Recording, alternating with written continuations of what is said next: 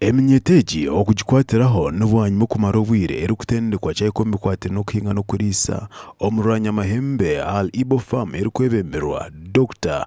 Kasisi. Expect that programs like PDM benefit from such kind of intervention that we are actually engaged in.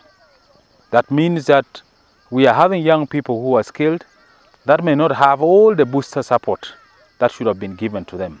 Amazima abahingi eminyeto abantu bakuru weno ndakurisa urukwenda kuri hinga kwenda kutunga sento byo buhinyo no burisa oyine kurango watamwa amani urukorera kangunokosa abashaho benye n'abakugu bakakuhereza ubuhabuzi kandi ikindi kureba ngo wakora wayeko meetinga ubuhingi no burisa byabanga business waguma no cishura waguma no teka mu amana bakanta bingi baferirwe sente zabo akugira ngo nababa telephone farming kumakora telephone farming. Government ya Uganda nekwatanisa n'abantu buntu abine farm nkaba Ibo omurwanya mahembe bakwatanisa n'ebindi bitongore nka Avis okureba ngo bayisya obuhereza abanya-Uganda. Hingi nawe risama jezagana kwe kubahereza mwana onda kuhinga jokara utaha mu cyendo kose embubo cyokire namnonga hati ka Ibo Mix Farm tukora embubo y'ebitokere henda magare njoga bakazi kibuzi entaragaza ebyo n'ibitoke ebicyokire kandi ntukora enkore ya micro propagation kureba ko ngo emitumbe tukuba twinete mu burwire bwa kajunde tere mu nematodes tere mu wivo. Program Age Ahera Hwere Okuljirar Association of Volunteers International Service Avis nabukwatiraho emyetere ngiro mitwaro munana